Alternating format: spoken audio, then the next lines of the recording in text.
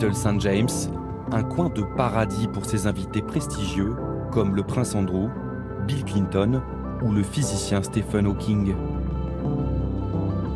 Un enfer pour ses accusatrices. Dès qu'on est arrivé sur l'île, j'ai commencé à avoir très peur de lui. Il m'a mis sur une table de massage et il a abusé de moi. Nous avons contacté les innombrables invités de Jeffrey Epstein, mannequin, actrice, homme politique. Seule Sarah Ransom, l'une des accusatrices du millionnaire, a accepté de nous raconter son histoire. Tout commence en 2006. Après une rupture sentimentale, Sarah débarque à New York. Elle a 22 ans et des rêves de carrière dans la mode. Très vite, elle croise la route d'Epstein.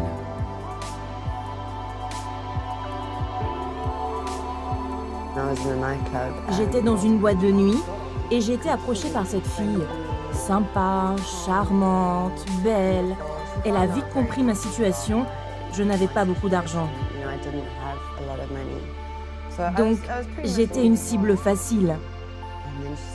Et ensuite, elle m'a dit qu'elle connaissait un homme, un riche philanthrope qui l'aidait à réaliser ses rêves, que c'était un super mec. Le philanthrope rencontre Sarah et lui offre immédiatement un toit. Et ensuite, j'ai été invitée sur l'île.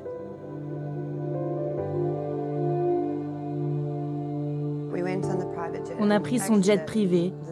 Et dès qu'on a mis le cap sur l'île, je me suis dit « Waouh, dans quoi je me suis embarquée ?» Pendant le vol, je n'arrivais pas à dormir. Et Jeffrey a commencé à avoir des rapports sexuels avec une fille, devant tout le monde, du sexe hardcore. Je n'avais jamais vu de choses comme ça de ma vie. Nous nous sommes procurés les carnets de vol de l'avion, consignés par le pilote d'Epstein. Y figurent les vols en provenance ou à destination des îles Vierges, nom de code TIST. Parmi les noms des passagers inscrits sur le carnet, nous trouvons des mannequins par dizaines. Et au moins 5 filles mineures à l'époque. Aucune n'a répondu à nos demandes d'interview. Sur le carnet, il y a aussi des dizaines d'inconnus nommés par de simples initiales ou la mention « female ». Le 18 septembre 2006, Sarah débarque sur Little St. James. Sa vie bascule. Ça a commencé par des massages. Des filles le massaient devant nous. Plus tard, j'ai été convoquée.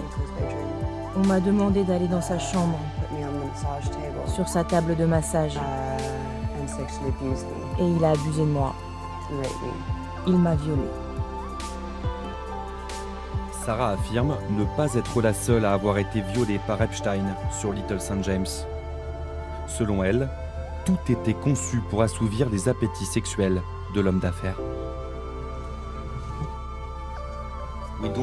Je n'ai pas bien compris à quoi servait ce genre de petite maison. L'intimité. L'intimité. Des filles ont été abusées partout sur cette île. Je me rappelle qu'une fois, j'étais sur le quad avec Jeffrey. Et il a glissé sa main dans mon short, en moi. Sarah nous décrit une organisation millimétrée, un système mis en place par Epstein et sa garde rapprochée dans lequel les filles auraient été utilisées comme esclaves sexuelles. Il y avait des bungalows avec des lits une place. Toutes les filles dormaient ensemble. Il y avait des filles de l'Est, des Américaines. Et quand les filles commençaient à devenir amies, ils nous séparaient. Vous savez, sur cette île, on n'avait ni le droit de fumer, ni le droit de boire. Jeffrey contrôlait tout, y compris les vêtements que l'on portait.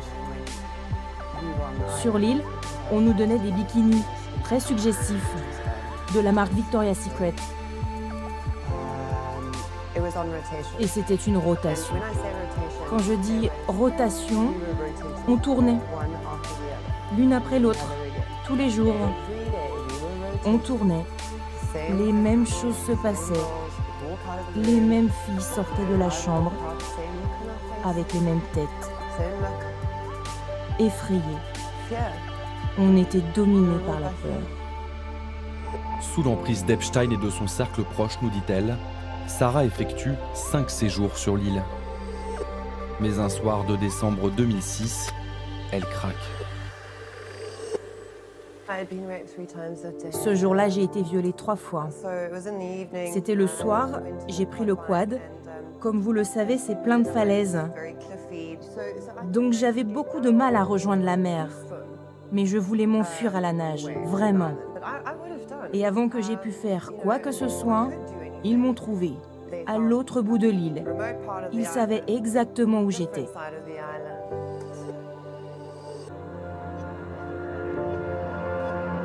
Aucune preuve n'étaye le récit de Sarah.